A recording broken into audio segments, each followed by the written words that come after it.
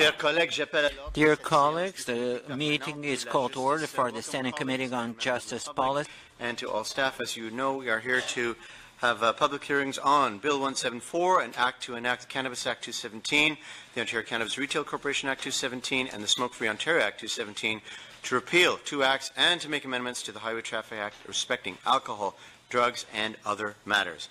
Our presenters will be given 5 minutes in which to make opening addresses, to be followed by 3-3-3-minute rotations by each party, and as always, the timing will be enforced with military precision.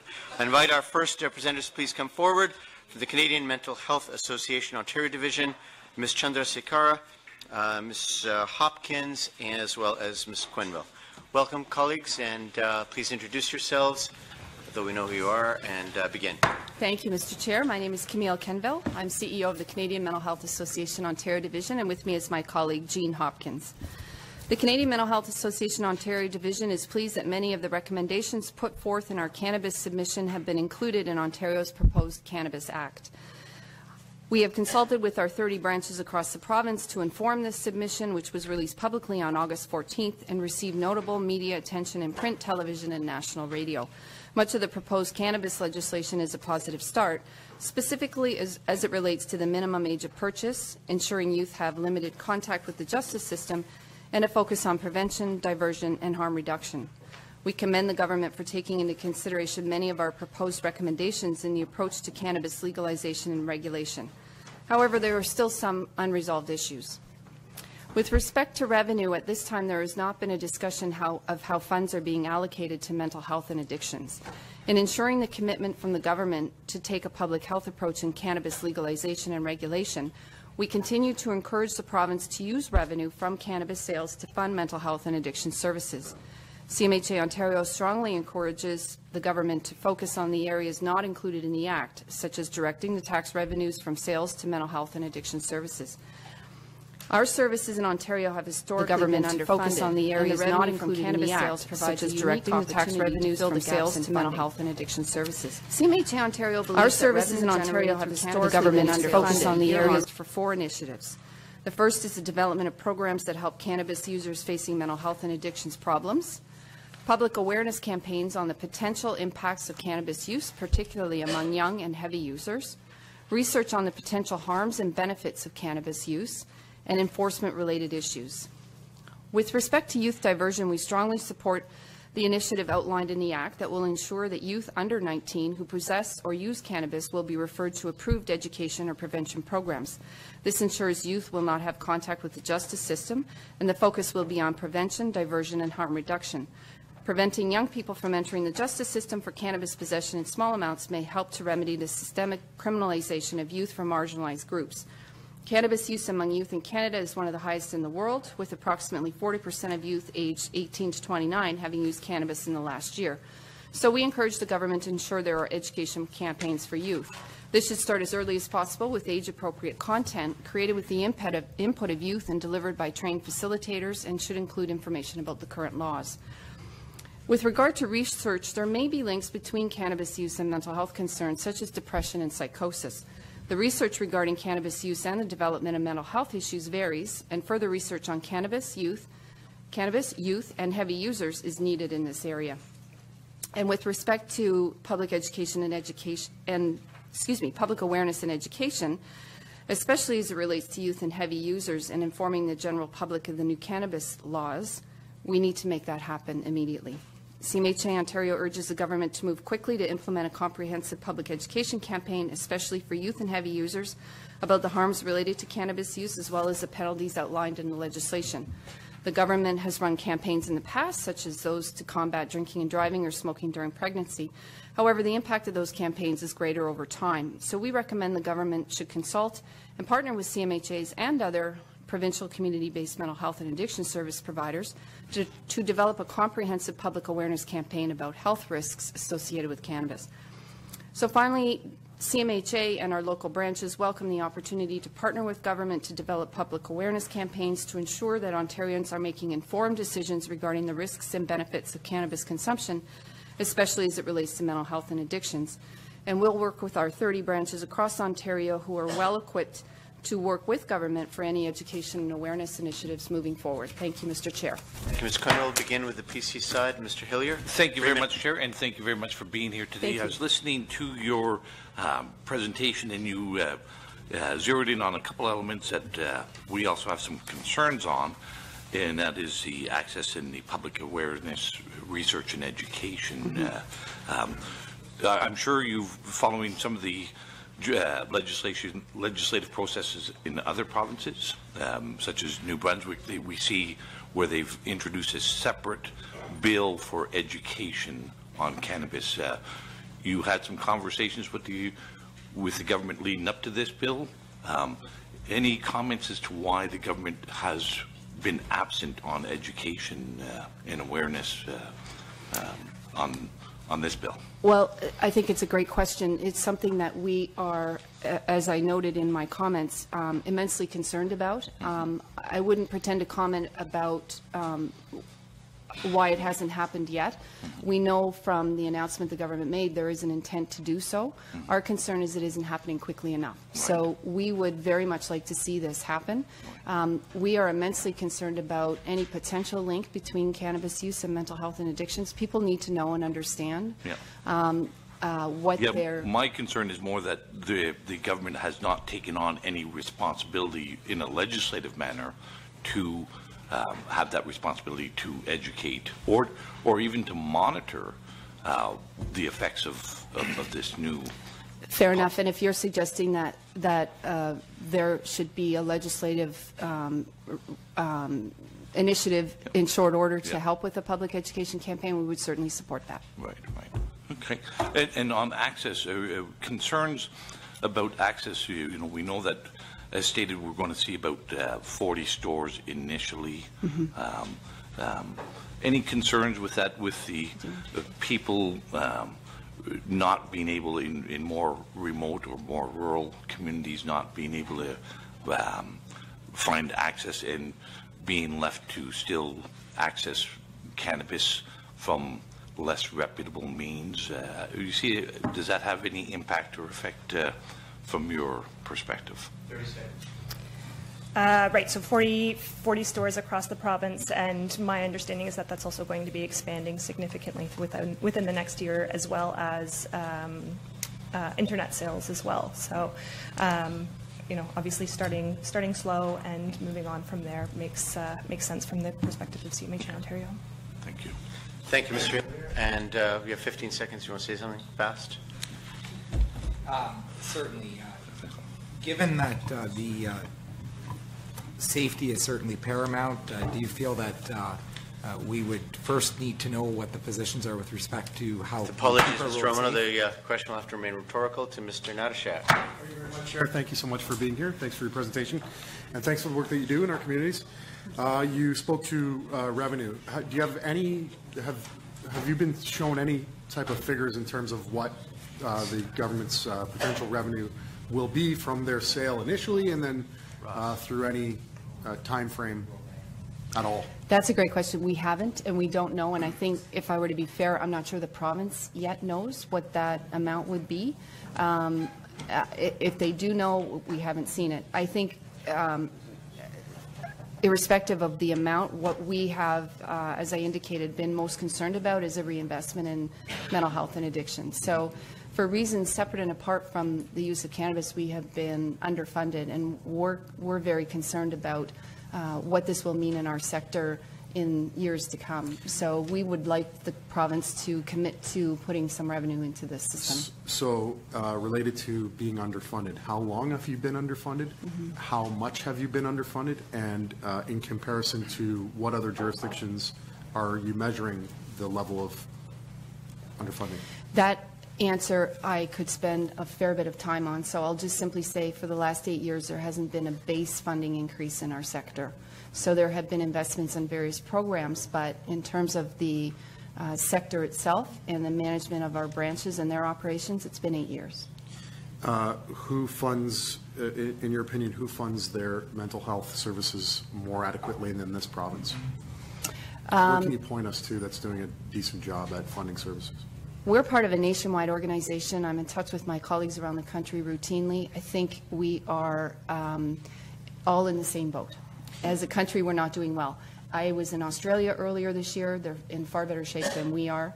And some have suggested that they are a model for the funding and delivery of mental health and addictions. What does that mean for you on the ground, specifically as it relates to youth mental health issues? Well, by way of background, Where do they go? By way of background, I spent 8 years in the child and youth mental health sector before joining CMHA Ontario. So I'm quite familiar with that sector. And I would just, thank you, Mr. Chair, I would just simply say that accessibility to age-related programs is a huge issue across the mental health sector. Would you declare it at a crisis level? I would. Okay. That's great. Thank you, Chair. Thank you, Mr. Natashak. To the government side, Ms. Hogarth. Thank you very much. My background is in education, and this is a very important issue to me. The proposed Cannabis Act of 2017 provides police, prosecutors, and courts with the opportunity to refer young people caught possessing small amounts of cannabis to prevention and education programs. This is intended to be a tool to prevent youth from unnecessarily being brought into the justice system. What are some of the things that government should consider when developing or supporting these programs aimed at youth prevention and harm reduction?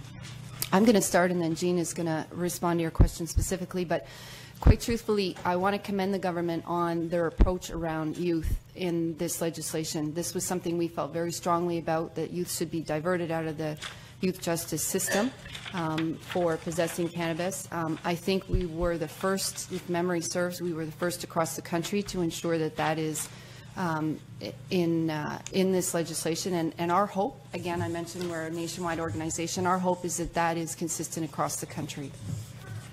We also know that there's a number of very innovative youth programs looking specifically at providing youth with information so that they are able to make informed decisions. You know, youth want information to be able to make the best decisions for their health and moving forward. And for example, we have a program based out of CMHA Simcoe where youth are engaged with peers. They are able to access information to be able to make those choices, and that's definitely something that we support and we would like to see moving forward. I know we have an excellent group at CMHA in Barrie. And Thank you. Yeah. Thank you very much. Thank you. Yes, are you aware of Stella's Place I am. in Toronto? Yes, Mr. Cole, I am. And as you know, our government funded Stella's Place this year. Correct. And do you see that model possibly being replicated to help young adults who are, in essence, not being helped in the psych wards? Yeah. So I know where you're going with this. In the interest of time, I'll just simply say that I think the beauty of Stella's Place is it is peer support built into their service delivery. So it's a very accessible program. I would suggest that you look at Headspace in Australia, which is very much in keeping with the concept behind Stella's Place. And yes, I absolutely believe it could be replicated, that concept. Thank you, Mr. Cole. Thank you, Ms. Hogarth. And thanks to our presenters, Ms. Quinville and Ms. Hopkins, Canadian Mental Health Association, Ontario Division. And I invite our next presenter, please come forward. Mr. Ashutosh Jha, please come forward. Please seated. And your 5 minutes introductory remarks begin now. Good afternoon, everyone. My name is Ashutosh Jha. I am a former smoker and now recently a former vapor. Therefore, I'll focus my comments on Schedule 3 of the bill. In 2011-2012, my best friend lost his dad to smoking, and I lost my favorite cousin who was 39 with 2 kids to smoking. Therefore, between 2012 and 2013, I started a vape retail chain along with a friend and Canadian heart surgeon Dr. Gopal Bhatnagar. Now, we have known that for 5 decades tobacco combustion kills. However, in the last 5 years, we also know that the adult smoking population has stayed in the 15 to 18% range. We cannot ignore 15 out of 100 adult smokers dying of this deadly disease. As you may know, vaping came to Canada some 9 or 10 years ago. It's been a very welcomed carrot for most smokers, and it has proven to be a harm reduction alternative for them. We know that stick doesn't work from the facts that recent Canadian research out of University of Victoria shows that smoking cessation programs and nicotine replacement therapy programs are nowhere close to what vaping can do for these adult smokers. However, this bill severely alters the perception and restricts choices and access to vape products and other harm reduction products for smokers and vapers. It does not acknowledge that smoking is not vaping. Treating vaping like tobacco will do major harm to improving societal health, and it will also continue to have impact on economy. For example, our industry employs over 5,000 employees in Ontario alone. The vaping community, both the end user and the retailers, are ready to be allies in eradication of combustible tobacco with the government. With these considerations, I urge you to make changes to this bill that will give at least 95% incremental advantage to vape products and harm reduction products over combustible tobacco. The bill and regulations must provide 95% more advantage to vaping and harm reduction products compared to tobacco in terms of advertising, labeling, flavors, consultation, prescribed signs, sale locations, advertising, packaging, display, and handling. Doing so, we will prove to the world that we're making pragmatic decisions based on science and data, and not in a rush bundling tobacco, cannabis, and just hoping things just go through, and in the future have unintended consequences. I would specifically like to talk about 5 recommendations, which is a summary of what I have in my notes. Number 1, allow retailers specialized in vaping and other harm reduction alternatives to openly discuss documented benefits with adult smokers. We can choose to define a vape shop or a harm reduction shop as a shop that sells at least 51% harm reduction products, which can include vaping, medical cannabis vaporizers, and heat-not-burn technology, and any future harm reduction products. Each staff must go through an accredited industry certification process, which I know the Canadian Vaping Association and ECTA are working with federal government on. Number 2, allow for responsible promotion and advertising of vapor products and harm reduction products to inform adult smokers about these alternatives. Without this ability, just in 2017, we would not have been able to convert 25,000 Ontario smokers to vaping at the start of this year. And we would not have been able to do it if we had no access to advertising. You're going to say, well, how do we provide responsible advertising guidelines? Guess, well, we already do that with alcohol, and it's proven to work for most part. Number 3, allow vapor product sampling, display, handling, and demonstration to adult smokers who are looking to adopt vaping or other harm reduction options. Different smokers have different nicotine, hardware, and flavor needs. Too much, and they will never go back to vaping again. Too little, and then they go back to smoking. Therefore, we'll need to allow people to have consultation in these specific vape shops or harm reduction shops. Number 4, I suggest that we allow indoor vaping at vape shops and also at any private dwellings where the landlord decides to do so. And I say that because secondhand vaping is not secondhand smoking, even though it looks the same. Let us not treat them equivalent. The non-toxic nature of vapor products for bystanders has been established.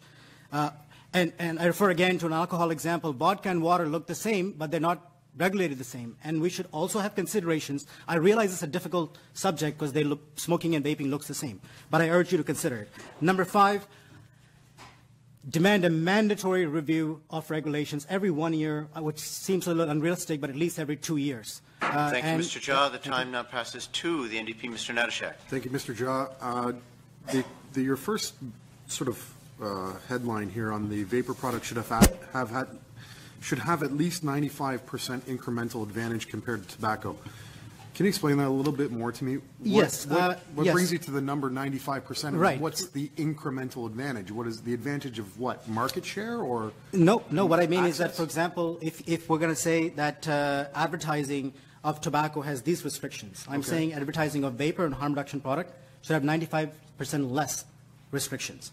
in terms of where it can be put on, what messaging can be put on. And where do you get the 95% number? What is that? I refer to the Royal correlate College to? of Physicians UK study, and most recently the Nursing Association has also come in support in UK, and they've done over a decade of research and compiled data and suggested that the vaping is at least 95% less harmful than tobacco combustion. So then there's a 5% margin of harm there then built in. Correct. It depends on how much nicotine you use. It's like smoking. Like some smokers who have been smokers for 40 years don't die because A, they have good genetic health, and B, maybe just the way they smoke. Maybe they hold their smoke in your mouth.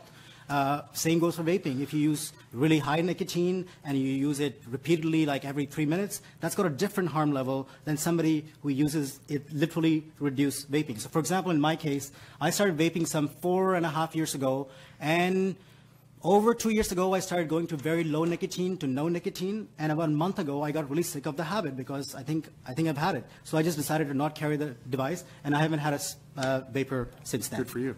Yeah. Congratulations. Thank you. When someone inhales a vape, makes an inhalation of the vape and then exhales it, you say that looks like smoke, but it isn't. It's vapor. I'm not sure the chemical compound or composition of it.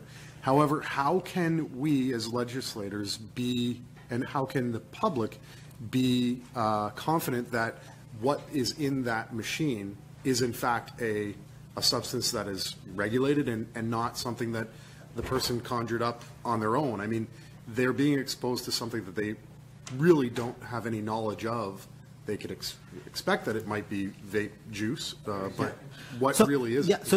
How would we protect people? Two things, just the same way we do vodka versus water. And we have hundreds of examples like this. And I think that's where the committee comes in. And the committee has to say, let's first acknowledge that they're not the same, and then we can all together figure out how to regulate them. So there was a study in 2014 done by Burstin in BMC Public Health, which says that the vapor product's effect on bystanders is within 1% of the occupational safety standard threshold limits established by the Occupational Safety Board or committee, that's called. Thanks. Thank you, Mr. Natashak. The government side, Mr. Berardinetti. Thank you, Mr. Chairman. Thank you for your presentation, Mr. Jha. The main purpose of our government new Smoke-Free Ontario Act is to keep all smoking and vaping out of the hands of children and youth. You've talked about the fact that you were able to get off tobacco, but young people may enter the tobacco market by starting by vaping. Do you have any comments on that? Yes, very much so. I mean, this has been a story for over 5 years, and we have proven that the gateway theory has actually been disproven fully. However, there are a few young people who still vape and then they go on to smoking. But the relation is not causation, because a person who's very adventurous when it comes to addictive products will try one and they'll also try two. So let's not hide behind the children, what about the children theory too much, because, I mean, we've done that with alcohol, right? Alcohol advertising is allowed everywhere, but the government thinks that it's okay to advertise alcohol because they have rules that limit access to youth. And I would suggest that we do that. And I can safely tell you that the industry itself has been very well organized, and the government's done a lot of send youth people to check if we do ID checks. We do a really good job, and I think we need the government support now to be able to get all adult smokers onto vaping or to another harm reduction product. See, vaping can be done in a public area, right? Just like cigarette smoking, away from the doors, let's say. So a kid sees his friends vaping, and he wants to join with his friend. His friend says, "Hey, try the vaping." You're not saying that's not an introduction into tobacco world? I'm saying that it is not, and I'm saying that similar goes for alcohol. I see somebody drinking alcohol. But that's consumed in the house, though. It's not consumed in a public area. Yeah. Yeah. You can smoke in public area. Yeah, public areas. What we do at all our shops is that we mandate that there be air purifiers to ensure that other customers who are coming in to buy products, let's say for a family friend, do have pure, Please go ahead, Mr. Neal. You have about a minute. Are you familiar with a recent University of Waterloo study that was carried out by a Dr. Bruce Baskerville, where his results on a very extensive study showed that with youth who were using vaping were twice as likely to begin smoking afterward? Again, as I said, relationship does not mean causation. And I think we're all intelligent enough to know that two things are related doesn't mean that they're that one is causing the other. That part has absolutely been proven repeatedly. And actually, Dr. Hammond, also from University of Waterloo, clarified that they're literally saying that there is a relation, but not a causation. Thank you. Thank you. Thank you, colleagues on the government side. Now to the PC side, Mr. Hillier. Thank you, Chair, and thank you, Ash, for being here today. On your statement in your presentation, you said that your retail chain has helped convert 25,000 adult smokers into vapors. So 25,000 people are no longer suffering the harmful effects of smoking due to I must clarify that 25,000 converted smokers, we track the stats. I'd say about 70% of them have continued on to be customers. 30% did drop off, but we did convert them. And the reasons sometimes are that I don't like it, it's not a good taste. And that's why I'm supporting other harm reduction options too. I don't want to be vested into vaping. But those 70% of people, within those 70%, roughly 45% are regular vapors, and the other don't come as occasional. So we think that they're dual users. Still a substantial number of people who have derived a substantial benefit from, and that's just your retail chain, and there's lots of... Correct. We have estimated, we have helped Ontarians not smoke. It's an estimate 1.5 billion cigarettes in the last 4 years that we have existed in this business. And we were able to convert those 25,000 people because a lot of radio stations, a lot of newspapers, and TTC partnered with us and said, you know what, let's tell adult smokers that if you're still smoking, you may want to consider vaping. Now, the truth is it doesn't work for everybody. Right. But one other thing, just follow up on the NDP's comments about the secondhand and the difference between steam or vape. And I understand the federal government under Bill S5 is regulating and will have all the requirements for what is in the e-juice. That's my first comment. The other, what I believe, and maybe you can have your comments on this. I understand the product in vape juice is the same product that is used to create fog in nightclubs or in correct, minus the nicotine. School dances. Minus nicotine. And minus the flavoring. In fact, actually, school dances sometimes do have flavors because it creates that smell. And this is something that we see all the time. And we've been actually inhaling PG openly at parties for over 50 years. Right. We have scientific data that PG and VG are not the issue. Right. Now, granted, I do believe, generally speaking, that we should not be addicted to anything. That's my personal view. I'm somewhat pragmatic in the sense that I did use nicotine. I did get into nicotine because my genetics. But we have no interest to regulate the same vape, the same fog in a school dance. It's just so silly. But once it's in a machine like this for personal use. It's use. so damn silly. Each one of you have been to a wedding where you've had access to this, so you have all vaped actually. And are you okay? Looks like you're all healthy. Okay. Thank you. Thank you, Mr. Hillier, and thank you, Mr. Jha, for your testimony. We now move to our next presenter, who is Mr. Mark Keeley of the Canadian Vaping Association, amongst other things. Mr. Keeley, welcome. How are you, 5 Doctor? minutes opening Good to address. see you. Go ahead. I have some presentations here. I'll give you these. There. Well, through you, Mr. Chairman, I want to thank you for the opportunity to present on Bill 74, this omnibus legislation. I want to take my allotted time, members, to talk specifically with respect to the Smoke-Free Ontario Act. I'm a member of the Canadian Vaping Association, the CVA. We're a national nonprofit organization, and we represent the vaping industry in Canada. I'm also a public affairs professional, and proudly I'm a Heather Crow Award winner, having served dutifully on the Smoke-Free Ontario campaign cabinet some 10 years ago.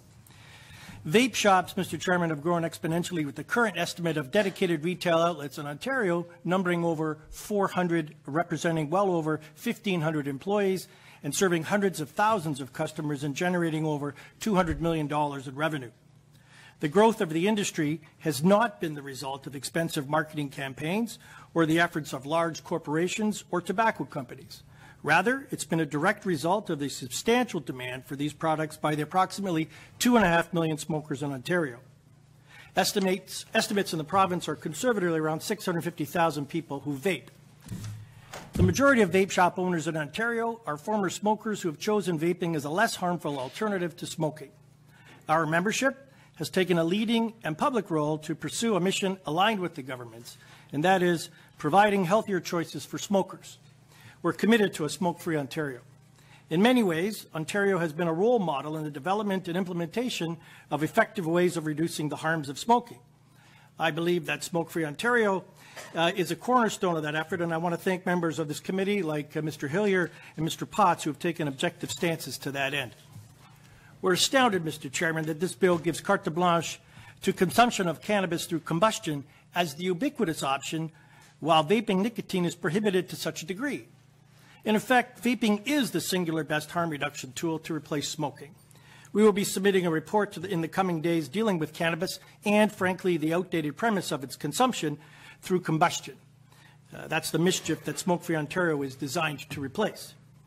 Let me direct your attention, ladies and gentlemen, to reviewing the growing body of evidence that suggests vaping is a less harmful choice over smoking and has the potential for dramatically reducing the disease and death it causes. CVA has an anti-smoking bias. We've provided links to studies and evidence that support our claim in our written submission. In summary, vaping is less harmful than smoking and adds virtually no imposition to the health of bystanders because it's generally recognized as safe by its ingredients. Vapers are almost exclusively smokers or former smokers, and no gateway effect has ever been observed, and rates of smoking are falling at faster rates than have been seen in recent years. CVA understands that many of the amendments we seek will come through regulations, and the goal of the regulation should be to ensure that maximum benefits are realized while reducing the potential harms. Furthermore, we've had productive discussions to that end with Ministry of Health officials, and we're preparing to work together. However, we have real concerns that Bill 174, as written, will have a negative impact on the industry that's growing as an alternative to smoking tobacco and consequently the very constituents who seek to make a healthier choice rather than smoke. Let me be clear. CVA agrees that sales should be restricted to individuals over the age of 19. In fact, we enforced this practice even before legislation was even contemplated.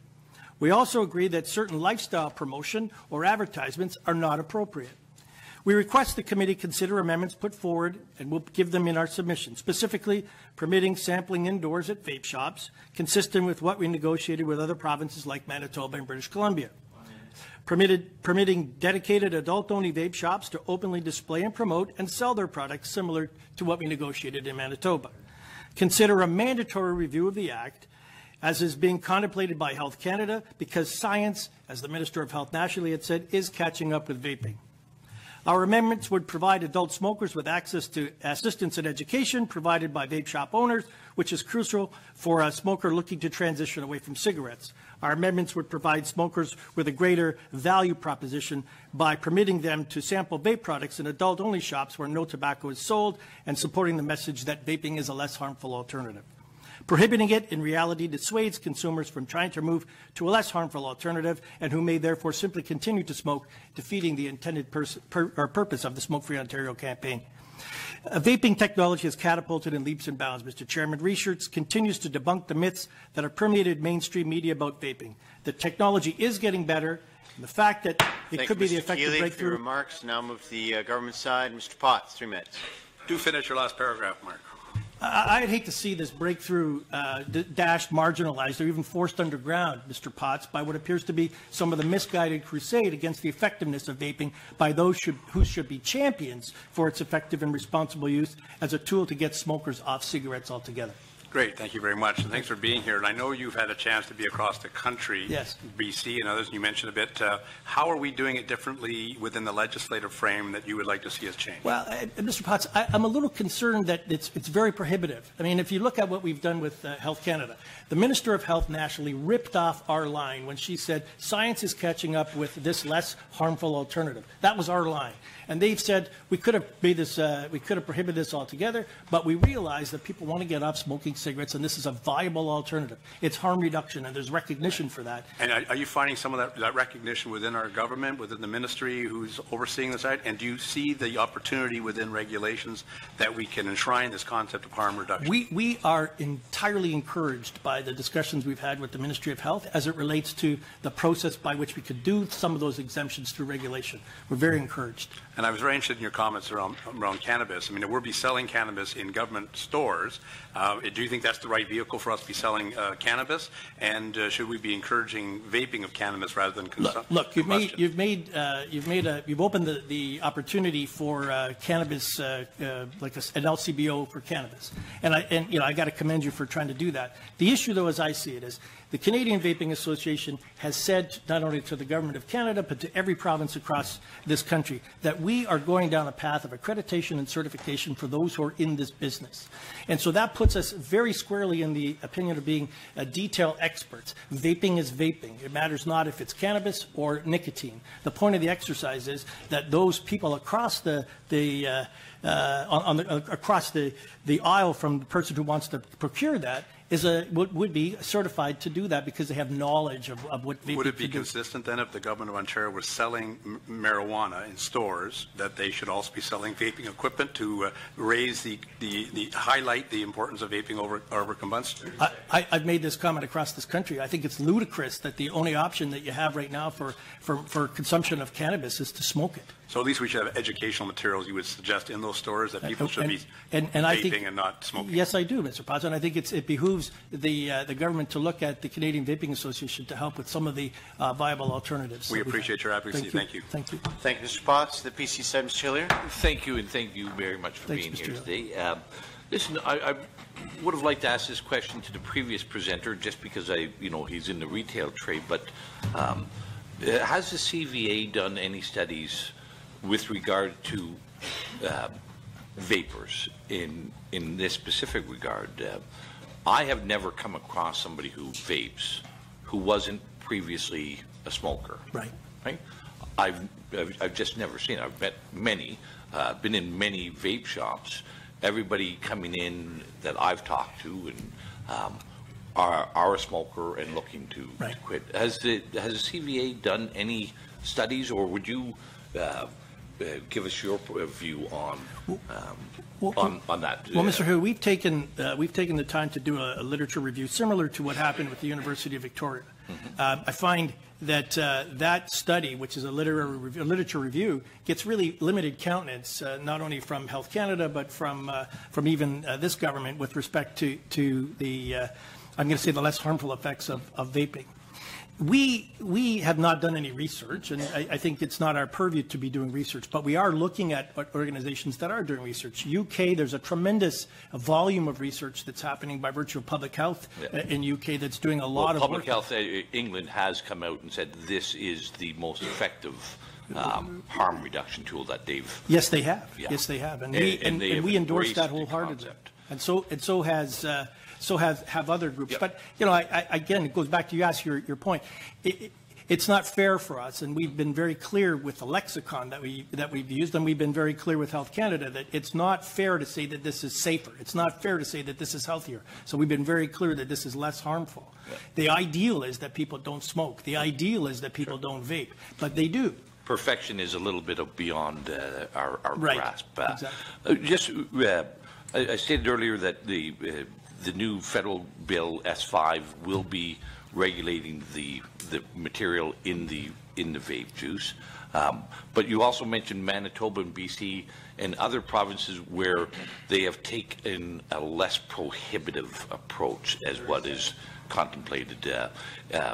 How long has that been going on for, and what are the results are we seeing in those provinces? We worked with the government of Manitoba very clearly, even the transition from the old government to the new government, and they've been very, very good to have us sitting at the table to work out issues on the regulation side. British Columbia, the minister himself said, we want your help in terms of drafting the regulations. So you can sample flavors in those stores, you can try it out, you can change a coil or demonstrate how things work, and see what nicotine level might be the most effective for you to reduce your smoking. Correct. All that stuff.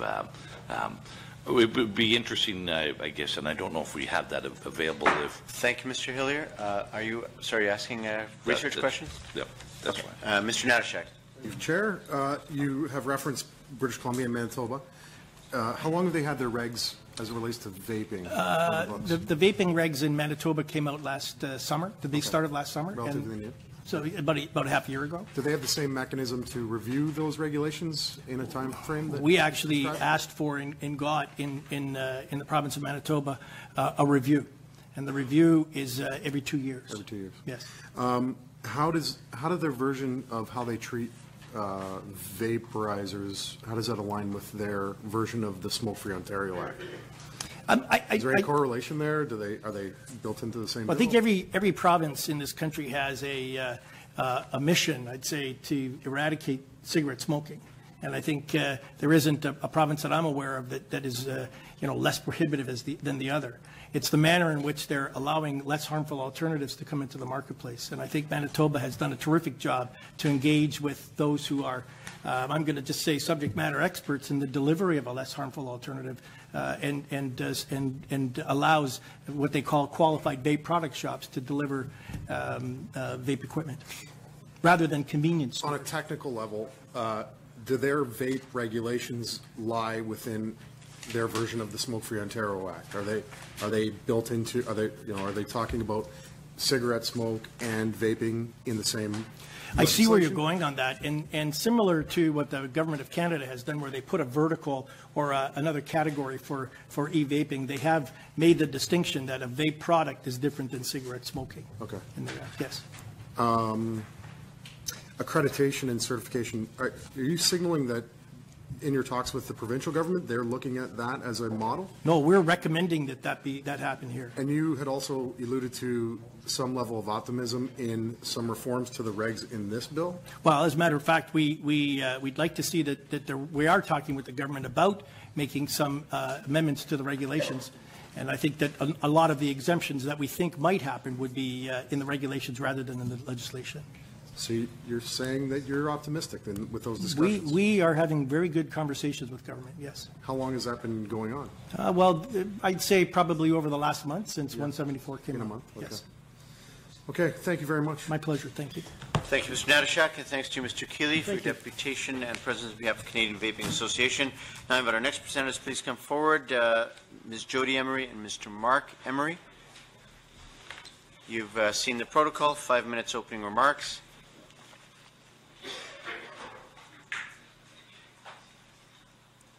Great. Please begin now.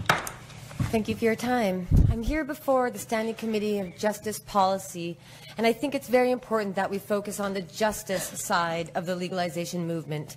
One of the main reasons to legalize marijuana was to address the fact that there is a great injustice in this country where millions of Canadians have been criminalized, demonized, and stigmatized because of cannabis laws. So we need to look at the fact that criminal penalties for cannabis contribute to a great injustice in this country.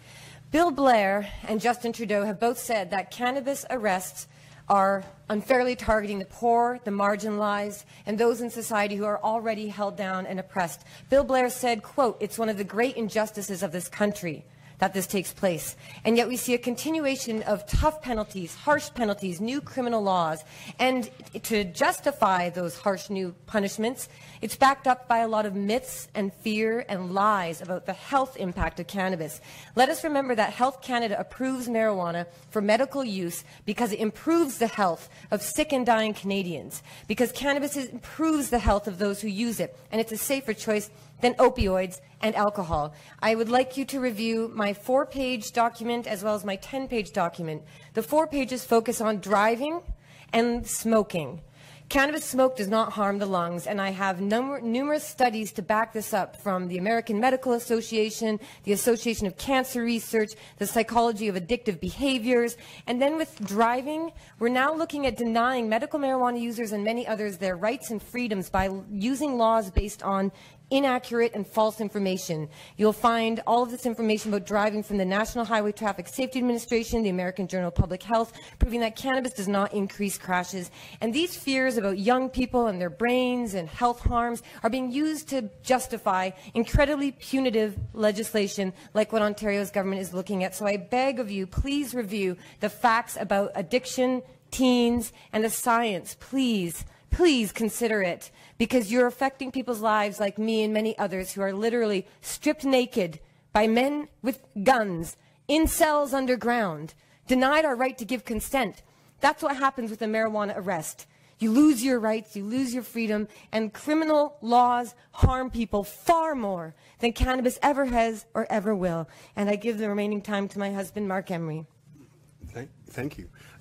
I ran a shop on Church Street, and we served 180,000 people in 6 months I was in business. We were in the middle of the gay village, and we served 1,600 to 2,000 people a day, and that's just one shop. We collected and remitted HST on all our sales. In the first 3 months, it was $500,000. We carded all our customers, and of those 180,000 people we served in 6 months, never once were we accused or have reported to have served anyone under 19 years of age. We had all our cannabis tested by High North Labs, and we rejected 6 batches of marijuana as a basis of those tests. We had those tests, and that covered every possible assay and array of cannabinoids, as well as any kind of contaminants, and we had those lab reports available for all our customers to see. We employed 28 people full-time, and we remitted all the taxes and deductions. I paid tax on all the revenue I took. My shop donated in just 2 months alone $25,000 to gay, queer, and LGBT organizations in our neighborhood. And all the public safety and tax objectives sought by this government can be achieved by allowing principled private retailers to be the distributors and legal sellers of cannabis. It was the busiest marijuana shop in the world, so I have more knowledge about selling marijuana in a retail outlet than anybody on this planet.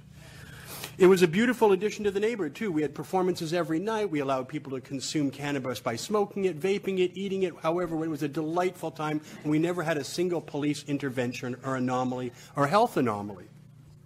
So my point is this. The government's proposed to have 40 shops of a very sterile nature handling a limited number of cannabinoids is a big step down for everybody in Ontario who consumes cannabis.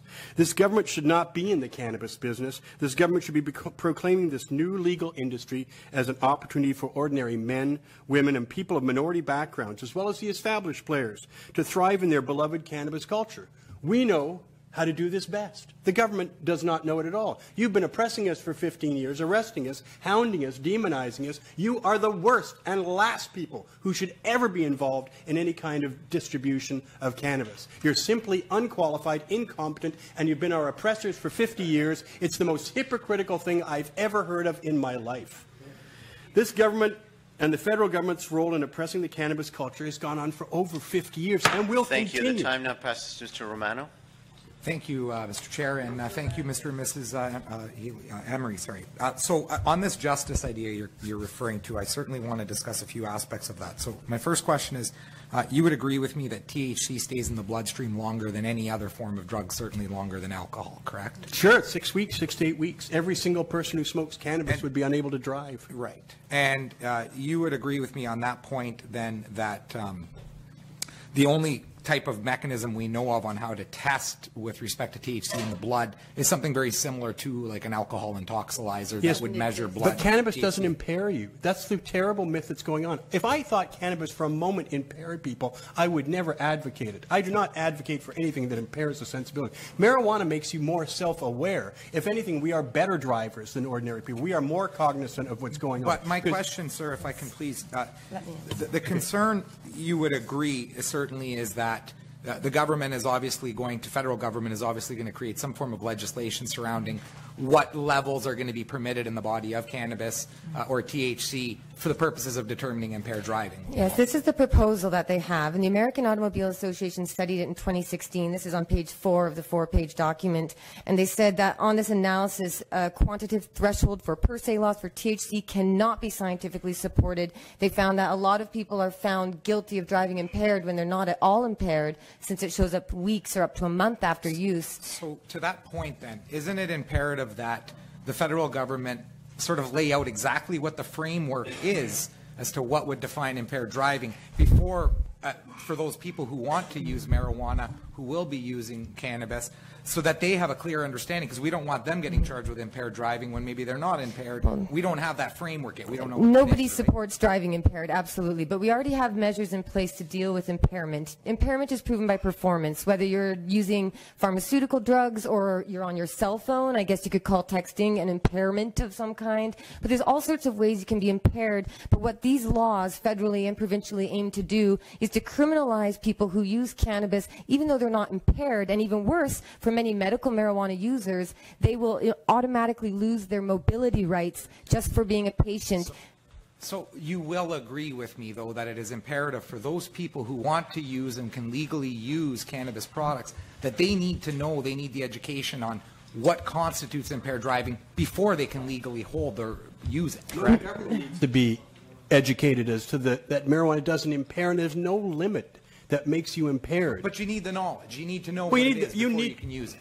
We need to tell people to drive responsibly at all times, regardless of what pharmaceutical drugs you might be on, or whether you're angry and have road rage, or there's kids kicking the seat. And in fact, one of the most recent studies found that using marijuana is no more impairment causing than driving with kids. NDP, Mr. Natashak.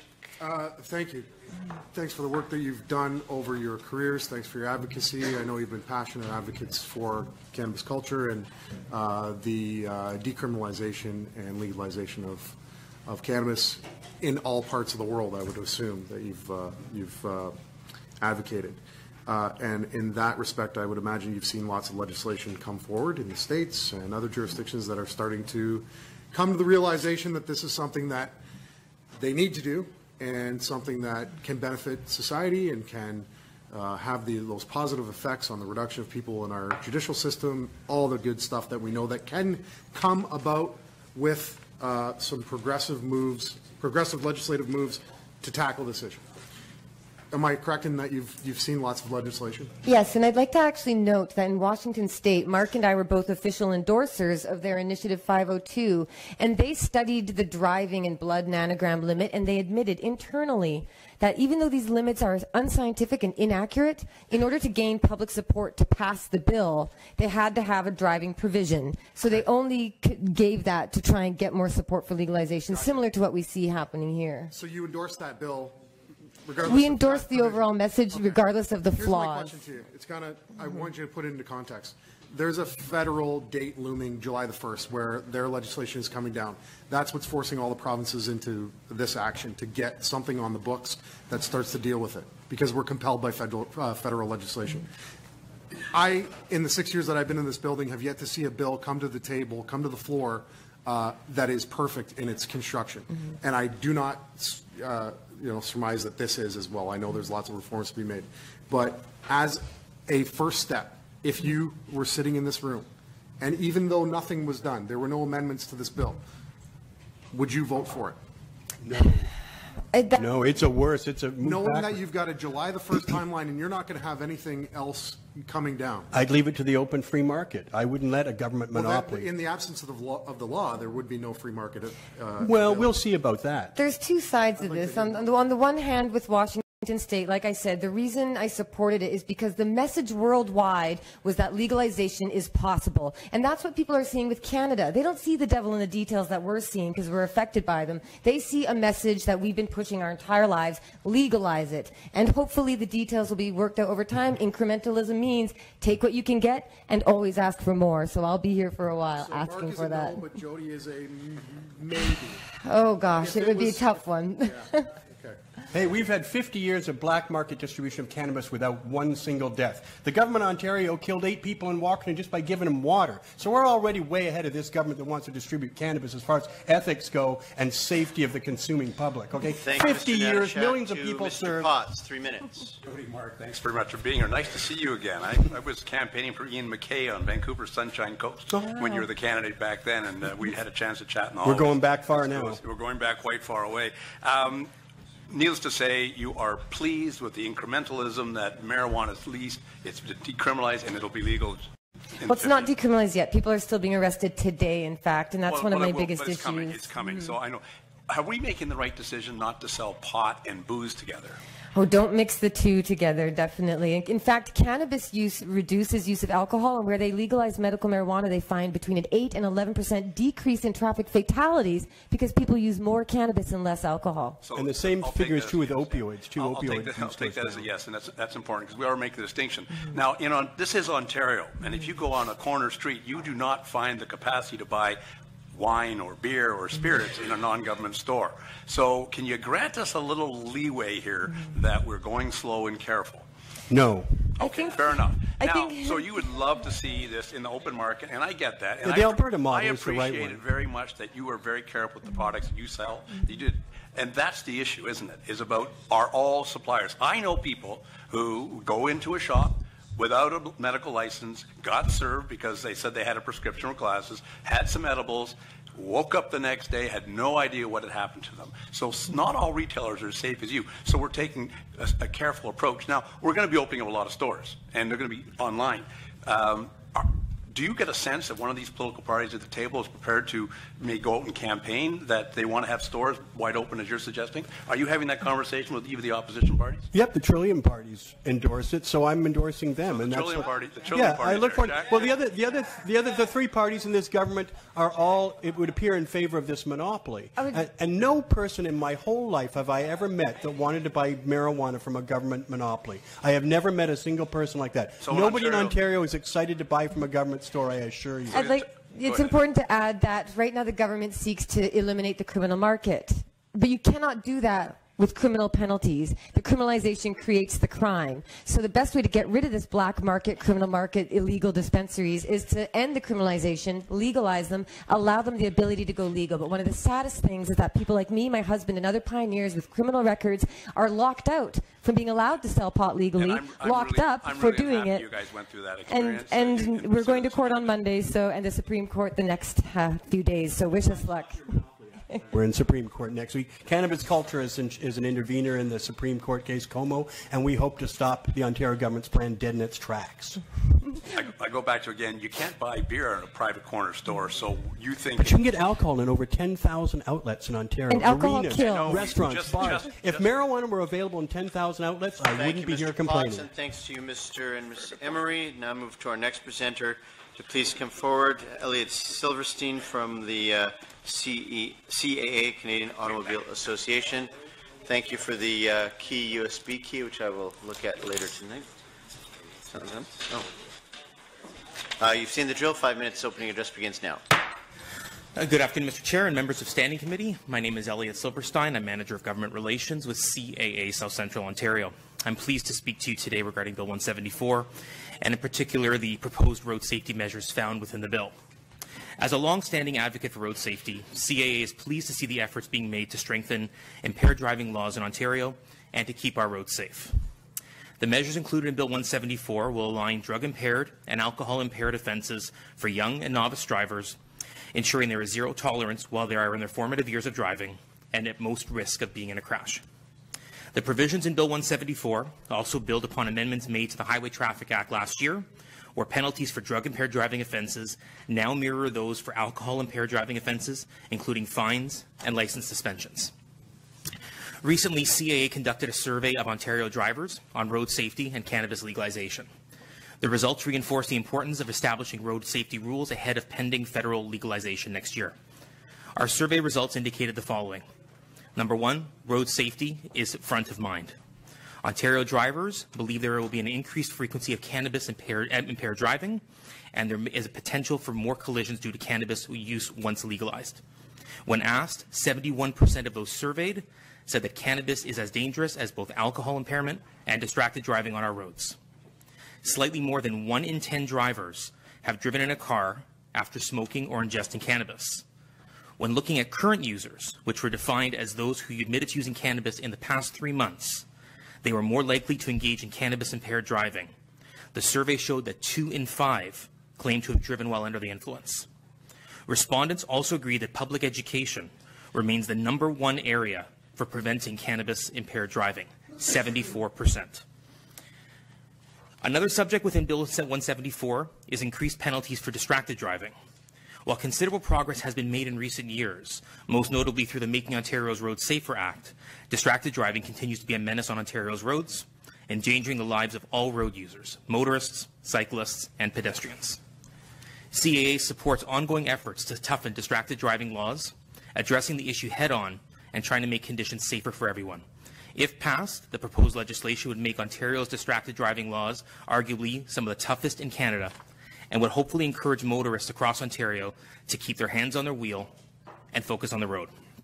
There's little dispute that distracted driving continues to be a growing and dangerous challenge on our roads. Simply put, it only takes a moment to dramatically change your life or someone else's. From our perspective, no text message or email is worth risking your life or the life of another road user. CAA has been dedicated to helping change certain rules and regulations for Ontario's roads that will improve safety for everyone who uses them. We do this in many ways, including road safety campaigns, where we aim to educate and bring awareness to critical issues across the province. As long-standing advocates for road safety, we continue to monitor the discussion around cannabis and its potential impact across the province around road safety. CAA members have highlighted impaired driving, along with distracted driving, as the road safety issues that continue to concern them most. Ensuring that road safety remains at the forefront of efforts to legalize cannabis will continue to be part of CAA's focus, and that includes advocating that governments put sufficient funds towards public education on the impacts of drugs and driving, and appropriate funds and tools available for police training and enforcement. Thank you. Thank you, Mr. Silverstein. We'll now move to the NDP side. Mr. Natashak. Thank you very much, Elliot, for being here. Thank you. See you. Has the association done any more research on the device that is being pointed to that will detect a level of cannabis? And do you have any data on that? Its efficiency, where has it been used, and have those findings ever been held up in a court of law? So I know that the actual devices are still being determined and tested and so forth. We don't have any specific data ourselves as it relates to challenges and so forth. I know that this is something that is kind of moving in real time, but certainly something where we know that law enforcement is actively working on this in preparation for the proposed rollout on July the 1st. Because it would seem to me that it would make it very difficult to prove anyone was affected or anyone was under the influence if you couldn't detect actually whether they had anything, in their person, in their body. So are you not concerned that there could be some abuse of the regulation if there isn't hard and fast science behind whether in fact someone can be qualified as being under the influence? Well, I think, going back to something you said in an earlier presentation, I think that, we really are working in a time frame where it's been dictated here. So I think it's a matter of being prepared to have road safety legislation in place to be able to address the issue on day one and beyond. And I think that, from what we've been hearing is that there's a lot of work being done to try and do roadside screenings, but there's also the ability to do the impairment checks, much like they can do right now. It is a work in progress. And I think that from our perspective, and I think a lot of road safety partners would say the same thing, is that it won't be perfect on day one, but certainly if there are measures in place to address the challenges, even if it takes a little bit longer than the July 1st timeline, at least the legislation's in place to protect road users. You mentioned some figures at the beginning that 71% of people polled believed that consuming cannabis impairs them while driving. Was that a poll that was conducted by your association? So we used an external polling provider of Ontario drivers in recent months, and they did say 71% felt that cannabis was as dangerous as alcohol or distracted driving on our roads. And do we have real data to suggest that that is actually even accurate, that those who are under the influence of cannabis are as dangerous as someone who's driving with their cell phone or distracted driving? Well, I think there's a the issue here is I think this is also partly public perception, public concerns, but also trying to understand something that is really a new phenomenon to Canada and to Ontario. So there's a lot of data that's being developed right now, but certainly understanding the fears and apprehensions, the concerns, and the pain points. Thank you, Mr. Natashak. To the government side, Ms. Vernile.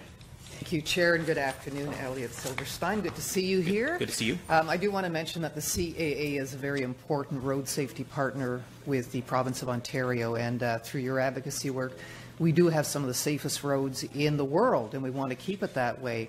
I'm going to pick up on something that Mr. Natashak just touched on. The presenters before you said, and I quote, that cannabis doesn't impair you. And yet you say that you have a study that shows that 71% of respondents have said that it is as dangerous as alcohol.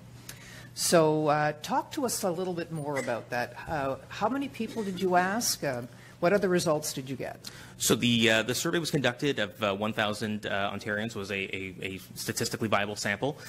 We did this late in the summer, and really what it shows is that, you know, number one, people are not necessarily aware of what's happening right now in terms of this discussion. But it also goes back to the point, you know, that really is being made that, you know, you can buy alcohol, but doesn't necessarily mean you need to drink it or consume it on your way home. You know, there's a time and place. So we're not telling people what they should or shouldn't do. We're simply saying that when you're on the roads, we want to make sure people are getting from point A to point B safely, and really that's the piece for us, that we want to make sure that roads are safe. And I think that that's really what's being echoed by a lot of the public, is that this is an evolving discussion, and I think there's a lot of things that are going to be moving in real time, and really I think we want to make sure that safety is at the forefront of this more than anything else, is that people are making the right choices, and that people, whether they're driving a vehicle or they're a unintended bystander, that everybody's getting to their destination safely. What kind of public education and awareness would you like to see? I think there's opportunities here from the government, from road safety partners everywhere, to really understand, you know, what people should or should not be doing in terms of road safety. I think there's understanding some of the potential risks involved, mixing of different drugs and alcohol. I think there's, you know, an opportunity here to really educate, because this is all new territory for this province and for this country. Would you say that the legislation, the way it's written now, is even and measured? The legislation right now, I think, is really trying to respond to a lot of timelines that have been set by other jurisdictions, the federal government particularly. So I think that, you know, right now, if more time was available, more could be done. But I think that really road safety can't take a back seat to other things happening. Thank you very much. Thank you, Ms. Vernile. We'll now move to the PC side. Mr. Romano. Thank you, sir. So with respect to road safety issues in particular, and you refer to some of the ways in which impaired driving or THC, I suppose, could be measured in the blood. You're familiar with a process that was implemented in Washington and Colorado, where they have a device that will measure the amount of THC in the bloodstream? Yes, there are different devices that are being used in the United States, yes. We have no idea what the cost of that would be for police agencies to be properly equipped in every cruiser, or to have sufficient number of devices per municipality, correct? Well, I think what's happening right now is that I know the police are looking at having drug recognition experts and having those available in different areas. So again, it's a work in progress, so not every officer would be fully equipped or trained to be able to do so. But I think, you know, really you'd have, you know, certain officers prepared in a certain jurisdiction. So it's kind of a, you know, working your way up and ramping up towards that. And the process, when you refer to officers having some ability to check it on their own, they need to develop a certain level of expertise. They have to be able to be qualified in a court of law as experts in that subject matter, correct? Correct. They'd have to go through certain training. And that training takes a significant amount of time and cost. It does, and it's been ongoing, I think, for a while now. So I don't think it's something that's going to be reactive come July 1st. It's already been in place and being developed, to my understanding, right now. All right. Now, with respect to, you talked about some of the penalties. I mean, you know, it's going to be treated the same as impaired by alcohol. First offense carries a $1,000 fine and a minimum 1 year driver's license suspension. Second offense within 10 years carries minimum 30 days in jail. Third offense carries a minimum 120 days in jail, let alone if bodily harm occurs, 10 years in jail. If there's death, life in jail. The penalties are substantial, so we really need to clearly understand what will constitute impaired driving, correct? Well, I think impaired driving, I think, you know, what's been amended last year was actually really important, because it actually brought an alignment of different issues. I think really for our perspective, more than anything else, it's addressing the novice drivers, because novice drivers are in their most vulnerable state, because they're still trying to get used to how to navigate the roads, all different weather conditions. More than anything else, I think that is the key highlight here for us, is that really when you're behind the wheel in the G1, G2 phase, that there is zero tolerance on that, because that is such a critical factor in this. Right, and because the penalties are so substantial and the risk is so high for major safety concerns, we need to know what that means in terms of how do we define impaired use, and more importantly, above all else, we need to know what constitutes that level of impairment and how it's being tested before we worry about distribution, don't we? The road safety and the understanding, it's a very critical point. I think part of it's being discussed at this level and also. So you would agree with me? It's a constant work in progress, yes. Thank you, Mr. Romano, and thanks, Mr. Silverstein, for your deputation on behalf of the CAA. Now call our next presenter. Please come forward, Ms. Maria Papayanoi. Almost. How does one pronounce it? Maria Papayawanu, but you're free Papayawanu. to... Papayawanu. And Polynesian. Greek. Greek. I wish Polynesian better. Okay. Nice. Oh, actually, equally as good vacation. Welcome. But 5 minutes opening address. Please begin. thank you. Good afternoon, Mr. Speaker and colleagues. My name is Maria Papayawanu, and I'm co-owner of the E-Sig Flavorium. We have 3 locations, one in downtown Toronto, the Toronto Beaches, and Port Hope. I'm also a leading member of the movement Vapor Advocates of Ontario, who use activism to ensure that vaping is fairly legislated and regulated in this province. On November 1st, the government threatened my business by entering a piece of legislation that could potentially harm the lives of thousands of customers and my ability to serve them. In 2010, my husband and I quit smoking using vaping products. In 2013, we opened our first retail store. Our inspiration for doing so was to help people that also wanted to use vapor technology as their choice to remove cigarettes from their lives. Despite the comments that have been made that the vaping industry is targeting the children, our actions in Ontario and the rest of Canada show evidence to the contrary.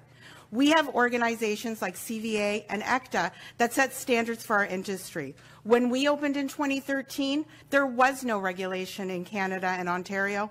Nevertheless, we looked at others in the sector and followed self-regulation. From day one, we implemented a 19-plus purchase requirement for our customers. As business owners and consumers, we wanted to make sure that what we sold was of the highest standards, and we looked at organizations like ECTA for guidance. We educated our customers on product safety and usage, and to this day, we ensure that whoever walks through our doors to make a purchase leaves with the ability to safely and effectively use their vapor device. We witness daily the power this product has to help remove combustible cigarettes from smokers' lives. We see the success rates of staying smoke-free when a vapor finds that perfect flavor. When I look at this legislation, it is apparent to me that the writers did not accept any input from industry stakeholders and created a bill that does not take into account the day-to-day aspects of what happens in my business to help adult smokers stay smoke-free. But they did find a way to haphazardly take current tobacco regulations and force-fit them into vaping products. By doing this, they are sending a message to Ontarians that smoking and vaping are the same, and why make the switch? They are ignoring the growing scientific evidence that this is a safer alternative. In speaking with customers, colleagues, and other stakeholders, it is apparent that this proposed legislation is being received with adverse reaction. Schedule 3 treats vaping no different than tobacco when it shouldn't. I'm requesting that this committee add amendments that would respect the current goal of Bill S5 and Health Canada, which will be making vaping products in our country upon royal assent a consumer product, not tobacco. By looking at peer-reviewed studies like the 2016 Cochrane collaboration, which I've made a copy for each of you, and aligning with Health Canada's messaging on vapor products, prohibitive legislation like this would not be necessary.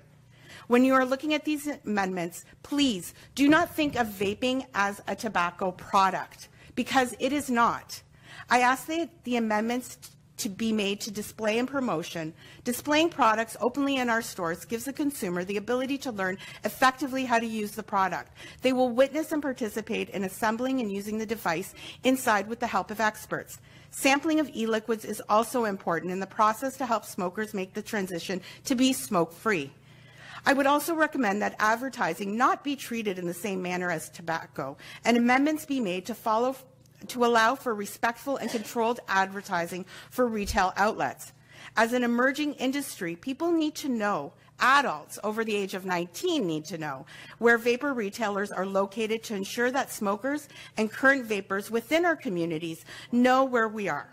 Lastly, I would highly recommend that this committee implement a year mandatory review period on this issue. Positions of respected health groups and scientific studies are released quickly on vaping. For example, just this morning, the British Medical Association announced that it has reversed its position on e-cigarettes and is now fully in support of the Public Health England's position on vaping. I would like to thank the committee for giving me the opportunity to participate in these proceedings. In respect to the over 900,000 Ontario residents that have chosen to use vaping technology as their way to live smoke-free, I will share the messaging of the members of the movement known as VAO. First, vaping isn't smoking, and second, vaping does save lives. Thank you. Faristo, Ms. Papayano. Paracalo. Merci. And to Mr. Potts, 3 minutes. Yeah, caray, sí, Tiganes. I see. Now, you're driving our translators crazy. There we are. Sorry, my apologies. Of course, you and I met both 2 years ago around Bill 45, and 2014, 3 years ago. Oh, it now. was 3 years. Thank you very much. It was earlier. And at the time, you were tweeting smack at me and a whole bunch of my colleagues, and you were a little surprised when I responded and came down and visit. And I want to know, it was a very important meeting we had at your store down off of Queen Street, and I heard that story very clear from not just you and your husband, but all the people that were in the store that you introduced me to had found smoke cessation of combustible cigarette tobacco through vaping. And then we have all these people who are writing in, and it's all a testament both to your organizational prowess, but it's very impressive. Wendy Simpson, for 33 years, smoked a pack of cigarettes. She says, for those of us who turned to vaping to quit smoking, it has been a godsend. Or Catherine Bannon, I've been off cigarettes for 7 years, and beforehand I could hardly run up and down stairs, but now I can walk for hours, play games with the kids, tags, races, and I met people at your store who were running marathons now there. So I got early on the fact that there was a harm reduction here. So were you in any way encouraged by what the Canadian Vaping Association was saying about the meetings they're having with our staff, that you're not being treated the same as tobacco because the regulations are going to provide the exclusions to allow you to do the things you need to do in your stores? Respectfully, from what I'm just learning about politics. So vaping has given me many things, and one of the things is understanding the legislative process in Ontario, and it took me 45 years, but I got it now. From one thing that I do understand is that the government has the ability to change regulations without going through extensive processes. Am I correct on that? And the other thing is, as a voter right now, I'm being inundated by commercials that are telling me not to trust this government or that government. So right now, as I'm sitting here fighting for my business and fighting for the lives of my customers and ensuring that they stay smoke-free, I'm going to say I'm going to bet on the legislation, because it's going to be a heck of a lot harder to change than regulation, because everyone's telling me not to trust any government. So fair enough. We've taken the approach in our government in a lot of areas that we want to be flexible and nimble. We do that better through regulations. It gives us more latitude to do things as new evidence comes forward. Other members of the legislature, the official opposition particularly, they want everything detailed in the legislation, and so that may get covered. But every time a regulation comes forward, it gets a comment period. There is an opportunity for public input. It just doesn't take months and months and months and months, okay? So I would take comfort in the fact that we have your back. We'll be looking after opportunities for your business and your customers to completely be, to have your products work and do harm reduction in our community. Thank you, Mr. Potts. The PC side, Mr. Hillier. Thank you, Chair, and thank you, Maria, for being here today. Thank you. I just want to follow up, because I think it was an important interaction you just had with the government member, in that even though for 3 years now, the evidence has been overwhelming and convincing to that member, they still brought out another piece of legislation that says vaping is tobacco and must be treated like tobacco in the legislation. And that really is at the crux of it. They may make some exemptions. Hopefully your pressure and influences of good health in reducing the harm for people throughout the province does give them cause to provide some exemptions. But really, after 3 years of recognizing all those letters, they still have come out that vaping is tobacco. I'm going to ask you the same question I asked others, Maria. Everybody that I know who vape, and every person that I've met in a vape shop, is somebody who was a smoker or is a smoker who's looking for a way to stop. Is that your experience with your stores, that or these people that don't smoke, never smoked, and just want to come in and find a new way to do tricks with steam? Okay, so just to be clear, first of all, people don't come into our shops to learn how to do tricks and do steams. It is smokers. And the other thing is... And they want to looking to quit. Stop smoking. The other thing is, I don't know why it is so difficult for government right now to make the smallest amendment and acknowledge that vaping is not tobacco. By doing that, you lift a shame. You do not understand, and those of you who have never smoked, you might not be able to understand this, or I hope you can find a way to empathize it, but smokers are shamed in this province, and that is now continuing to people who are choosing vaping products to stop smoking. And if the Ontario government truly, truly cared to help people stop smoking and looked at this as an opportunity, they would make it a consumer product and follow Maria, Health that's Canada's. exactly what Public Health England has said, and that's why they've embraced it and stated that they want to facilitate and allow people as great access to vapes, because that has been one of the impediments for people stopping smoking using vapes, is that the misinformation that vapes are another type of tobacco, or that there's concern and cause and fear over it. I would encourage members to read the public health education statement on this. That we Thanks, cannot. to Mr. Natashak. 3 minutes. Reduction. Thank you, Chair. I get that vapes are not cigarettes and it's not tobacco. I understand that completely. They're two different things. Although the method of ingestion, is kind of similar. You inhale both, you exhale both. They both produce a visible component. It's that specific that we have to, I think, get our heads around in terms of where it's used, because people who don't vape and people who don't smoke, I think, also have a right to not be exposed to it. Would you agree? I do, and I also believe that people who choose vaping technology do not have to bear the burden of being labeled as tobacco users. I agree. Mr. Keeley from the Vaping Association mentioned accreditation and certification.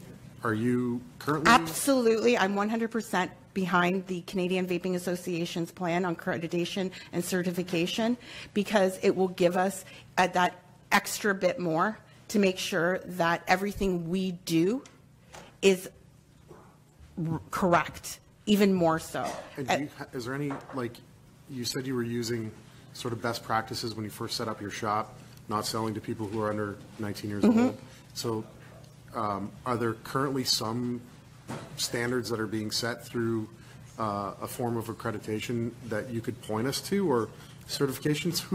Who's developing the best practices around what a vape shop professional should be? The industry, one thing that you might want to understand about the way our industry works is, although we are competitors, we are subject matter experts who each share with one another. So what you're going to look at is the way this industry has grown and has evolved and matured very quickly is because we're all trying to raise that bar to be even better. So at this moment right now, we may not have an official accreditation program, but our Canadian Vaping Association is building one. The ECTA, the Electronic Cigarette Trade Association, is working on one, and we're getting there. But the growth that if you go into a vape shop in this city or in this province, you will be amazed about the knowledge, the caring, the quality of service that you will get. It's amazing. It's incredible, because we truly believe that we're not a tobacco product, and we truly believe we are helping someone not die from a tobacco-related illness, because those deaths are heartbreaking. Thanks so much. You're welcome. Thank you, Mr. Natashak, and thanks to Ms. Papayawanu. And for your deputation, I'll call our next presenter. Please come forward. Ms. Marion Spurt, welcome.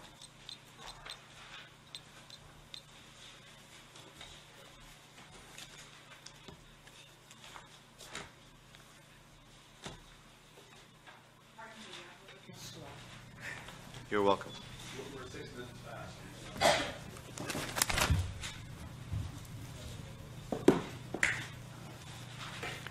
Welcome, Ms. Burr. Your 5 minutes begin now, and then rotation by questions. Please begin.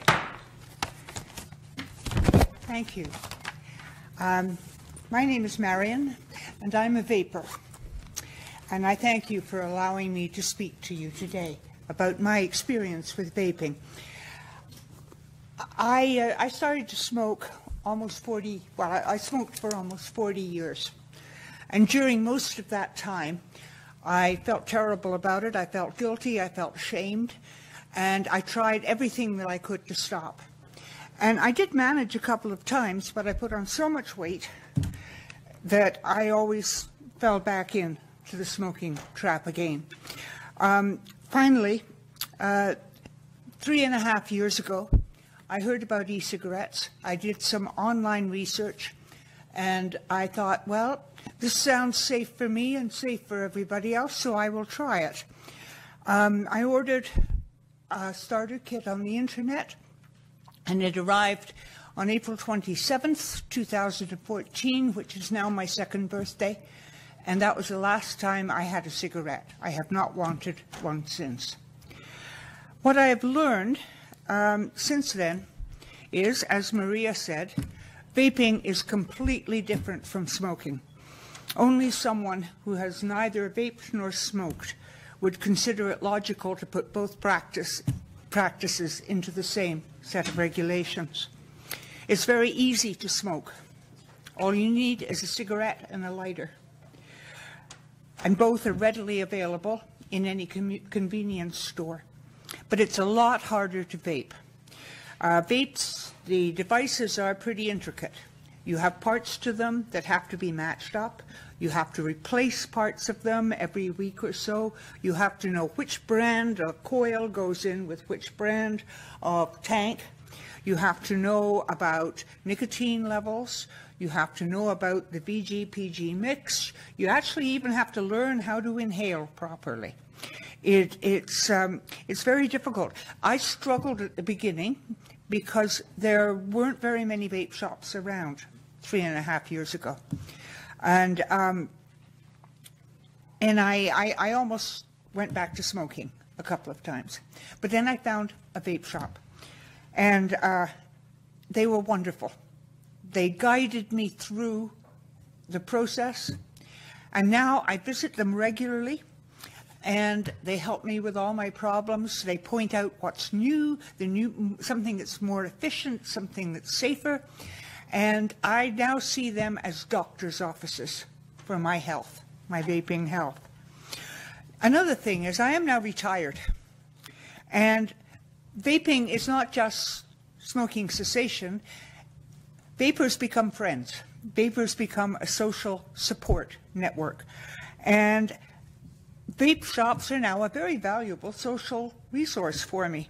And I consider this really important for seniors. And there are a lot of senior vapors, a lot of seniors, ex-smokers. And you heard Maria, and my point is I'm really struck by the integrity of the vaping industry in Ontario. Most of them are ex-smokers, and they do want to help other smokers escape. They voluntarily refused to sell to minors right from the beginning. I was in a store last weekend where a minor was kicked out because they have principles of safety, just principles of ethics.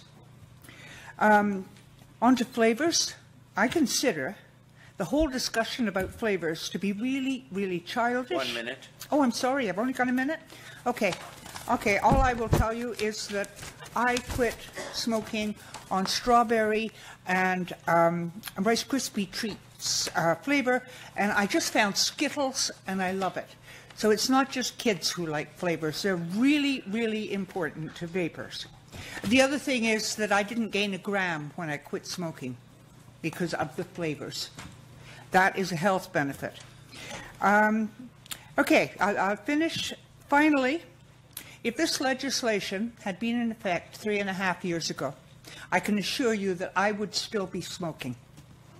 And if Schedule 3, as it is, goes into effect, I and thousands of other vapers may be tempted to get back into smoking.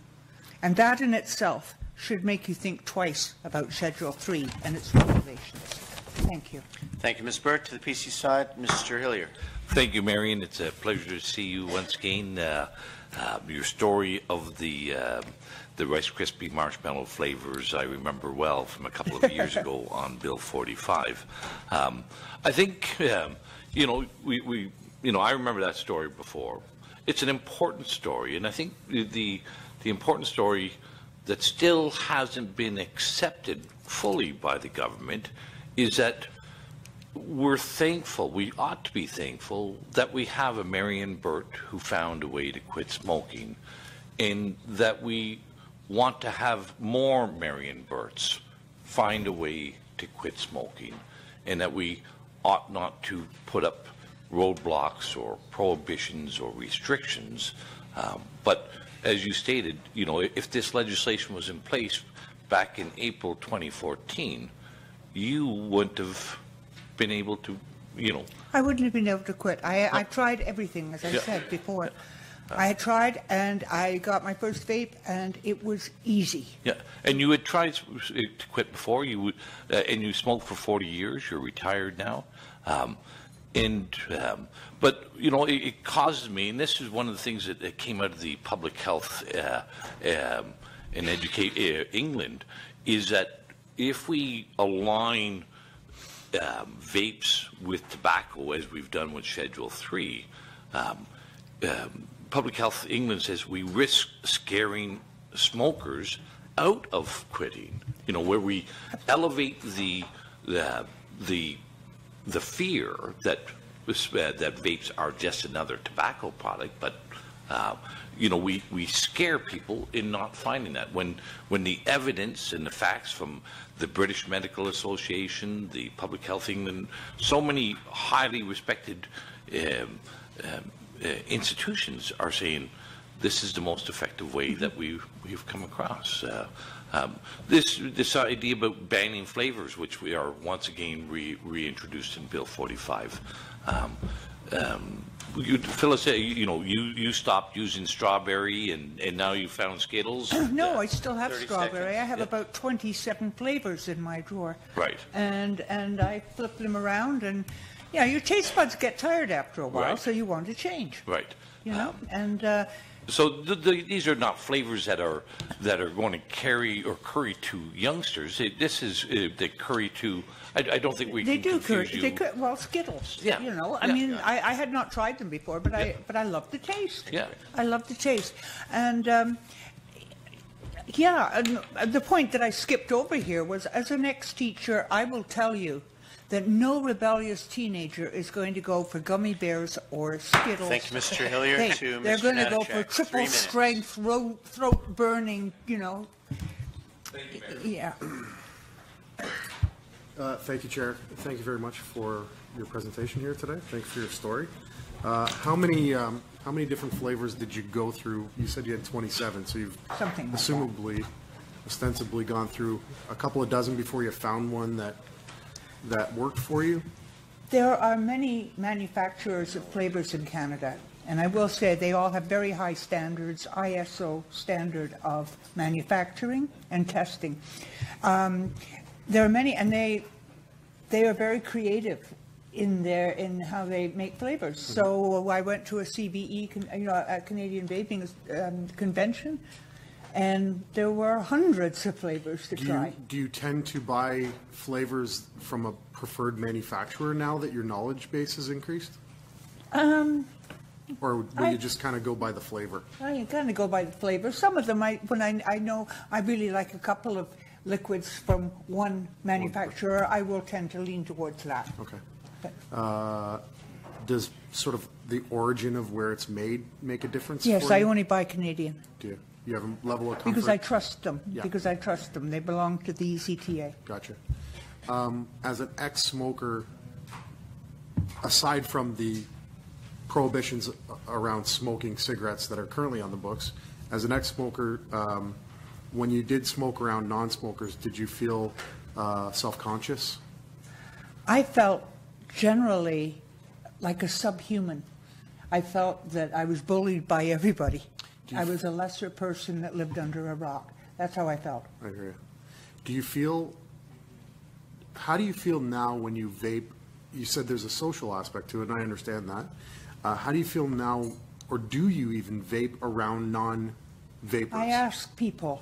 Do you? I ask people if they mind. Yeah, and are they And generally? if they do, I don't vape. But almost invariably, they say, "Oh, I don't mind." Because it's not cigarette smoke. It's not cigarette smoke. That's so they're right. not sort of as Yeah, I mean, it's not cigarette smoke. It dissipates very quickly. There are no ingredients that are harmful. They're in everything else we have. And so, I feel it should be a matter of comfort. So you've been a everyone. non-smoker for 3 years now, 3.5 years? 3.5. Congratulations. Thank you. Do you feel a whole hell of a lot better, or what? I'm a different person. Are you? I'm free. I Yeah. said once I developed wings when I stopped smoking. Yeah, well, good for you. Yeah. Thanks for being here. Thank you. Thank you, Mr. Natashak. To the government side, Ms. Hogarth.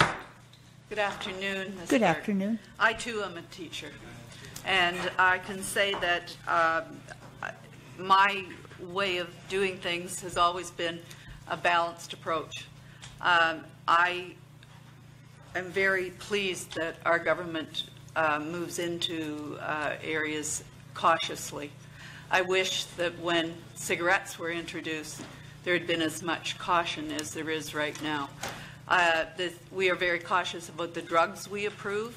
Our health ministry and Health Canada, and I think it's important that we proceed cautiously.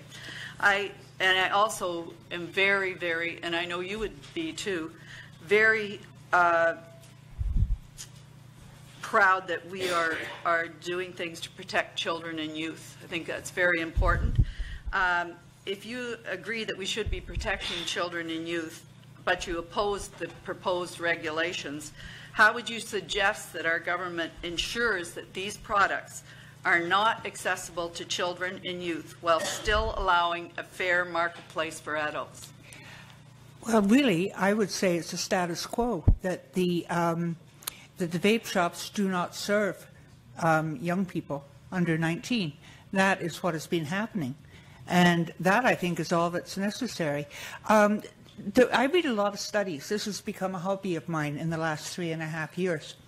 And although a lot of young people try vaping, they do it because it's interesting and exciting, very, very few of them become regular vapers. Almost none become smokers. I think the statistics in England, one from a recent study of 16,000 young people over several years, was that although there seems a very high rate of young people tried vaping, the ones who became regular vapers were something like 0.5%, and the number who went on to smoke was 0.01%, which is almost nothing. Just in regards to that, I think MPP Vernile would like to talk about some research that was done. Yes, is that, you mean Barkerville's study from the University of Waterloo? You know, I saw that. You've touched a nerve here. Many MPPs sent out a link to voters on this, and I followed the link. And the link actually goes to an interview from the University of Waterloo student RAG with Dr. Barkerville about his study. It doesn't go to the study.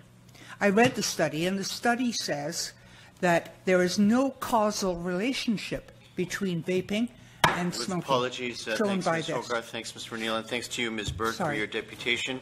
You're welcome to submit material to the committee in writing if there's anything you'd like to particularly follow up.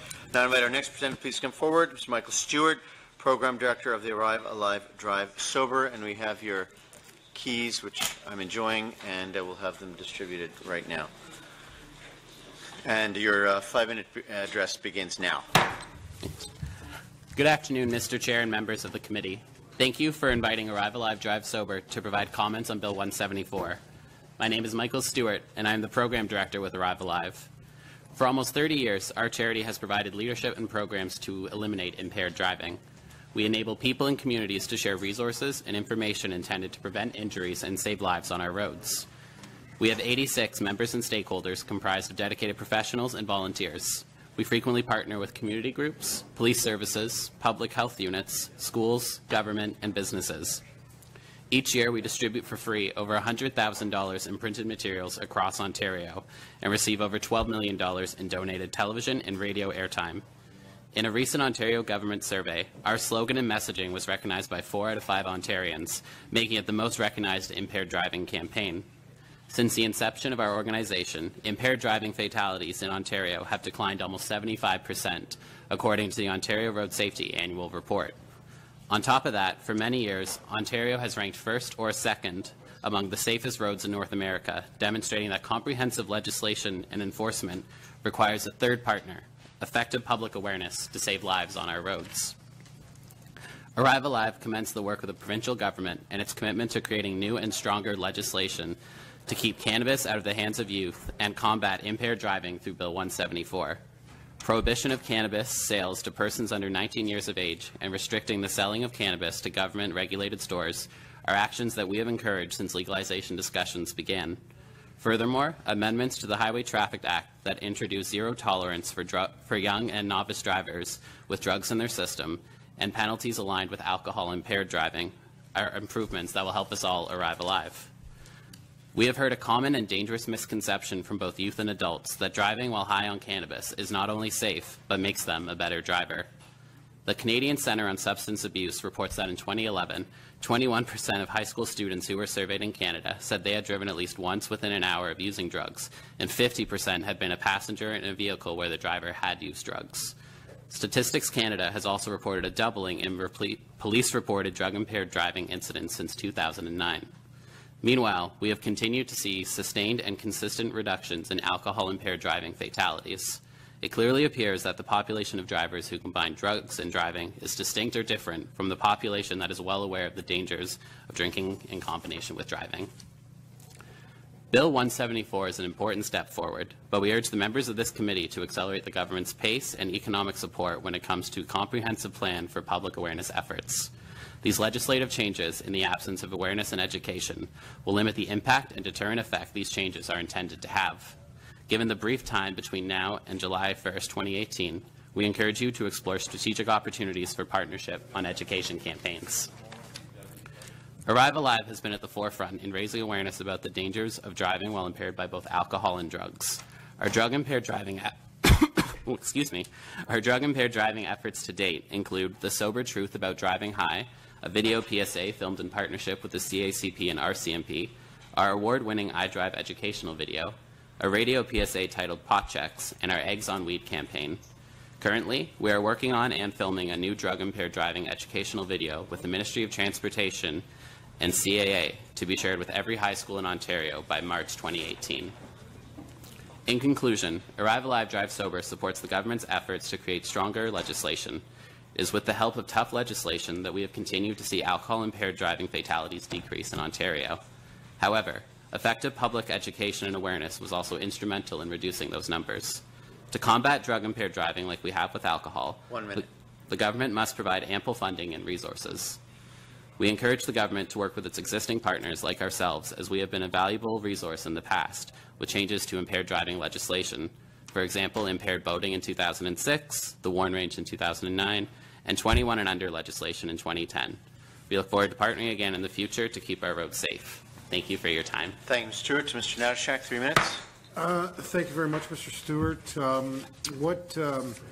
So with your other endeavors around impaired driving awareness, how, right to the brunt of the issue, how much did it require you to spend to achieve or to get to an achievable result, something that you could see on a data set that correlated with the increase in education and awareness? So you said you alluded to some numbers where we had a massive campaign on. I think I know it. Is it the one with the glasses that go in front of each other? That is a campaign done by MAD. That one. That is a separate group. That one was effective, I would say. That was a separate group. It was not yours. Yeah. So we are, just to clarify, we are a separate group from MAD Canada. Okay, it's a common misconception. I'm sorry. I apologize, but I do. At least I do remember that that commercial. How much have you spent, and how much do you think the government should invest in in any type of awareness campaign? For how much we've spent in our 30 years, I couldn't begin to try and calculate that number. What's your annual budget for education? Our usual operating budget, so with all of our campaigns and all the stuff that we do, is around $300,000 to $350,000. All of our PSAs we produce ourselves, we write, we film them on a very cost-effective way. We use volunteers for the actors in our videos. That's in Ontario? The PSAs are filmed in Ontario, but they are shared They're across the nationwide? country. Okay. So we specifically don't use any specific legislation or penalties that are in Ontario, so they can be played in BC and Nova Scotia. And the province has partnered with you before on some of those? Yes, the Ministry of Transportation of Ontario is actually a very active partner of ours. What was our most recent partnership? How was that arranged? What did it look like? So our most recent partnership is on our Experience the Evidence drug impaired driving educational video. That will be out by March 2018. So we work with the Road Safety Marketing Office to coordinate what this video will look like, what things we should address, including the common misconceptions that you think that they are better behind the wheel, they can focus more, and we're going to have actual evidence come in from police officers, researchers, CAMH, places like that, who will then address those myths and correct any misconceptions. I'm just trying to get a sense of what the government's commitment around education and awareness is going to have to be with, with this new industry coming online and the scope of it. I'm seeing that it could be a $26 billion annual industry, and what are the requirements and resources that are going to be needed from the provincial level to adequately inform people about all the aspects of this new legislation? So, education is obviously an investment, and the more money that you can provide to groups like ourselves and others to help raise awareness. Wisely for us. Yeah. Thank you, Mr. Natashak. To the government side, Ms. Verneil. Yeah. Good afternoon, Michael. Good to see you here. Thank you for your presentation this afternoon and for the advocacy work that you do in keeping Ontario roads safe, and we want to see those roads continue being safe. Earlier this afternoon, we had a delegate who came before us, the owner of an illegal cannabis store, who said, and I quote, "Cannabis doesn't impair you." Do you agree with that? I do not agree with that statement. So we've heard from many of our partners at the Traffic Injury Research Foundation of Canada, Ontario Provincial Police, Toronto Police, Ministry of Transportation, Canadian Centre on Substance Abuse, CAMH, have all agreed that cannabis can impair you behind the wheel. And in fact, CAMH's recent study, where they used their drug-impaired driving simulator, found that if you smoked cannabis, you were up to 2 times more likely to be in a collision. And if you combined cannabis with another drug, say alcohol, you were up to 8 times more likely to be in a collision. What do you think of the regulations and the fines that you see now in the legislation?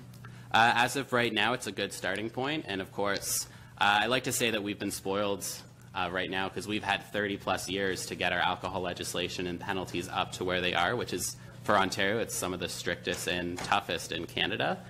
So it's going to take some time to get there for drug-impaired driving as well. But the fact that the new penalties in this bill do align with our alcohol-impaired driving legislation and penalties is a good start. If the public education that you have had for years with regard to alcohol has been very effective, can you tell us a little more about what we can anticipate to see with your PSAs with regard to drug impairment? So one of the video PSAs I mentioned was the sober truth about driving high, and we released that in 2012. And it was to show that police can detect and remove drug-impaired drivers from the road. That was something we've been hearing a lot of around that time, so we wanted to address it. And our PSAs going forward will address that as well. We want a simple message that people can understand that they shouldn't drive while if they've partaken in cannabis. And our messages will just try and be more of a party smart prevention, which is more in our style of messaging. It took us years to get to the point with alcohol, didn't it? Do you think that it's going to be as challenging with drug impairment? I've been saying that very recently, that it's going to be definitely as challenging. We had that stigma 30 years ago with alcohol that, oh, I've had a couple beers, I can still drive home. And it's taken us 30 years to really get that message into people and really hammer it in. So we're going to have to do the same with drugs. Okay. Well, no pun intended, but it's a joint effort, right? Okay. That was the name of our conference this year. Thank you very much. Thank you, Ms. Verneil. To the PC side, Mr. Romano. Thank you. Clearly, sir, you would agree that legalization is primarily a federal or entirely a federal issue and distribution is a provincial one. correct? And with respect to what the federal government has given us as a province in terms of defining what would constitute impaired driving with respect to use of cannabis, what the rules would be, what that would look like, how it would be policed, what the apparatus would be, we have no knowledge of any of that, correct? Yeah. Okay. And clearly, I'm sure this is a term you're very familiar with through the courts, a person who's impaired by cannabis specifically can cause a very serious toll of death and destruction on our highways, correct? Mm-hmm. So, bearing all of that in mind, isn't it more important, given the risk of serious risk of death and destruction on our highways that impairment can cause by cannabis use, to use Ms. Hogarth's statement from earlier, isn't it more important for us to move cautiously at this point and to worry about ensuring our roads are safe before we worry about giving people access to cannabis?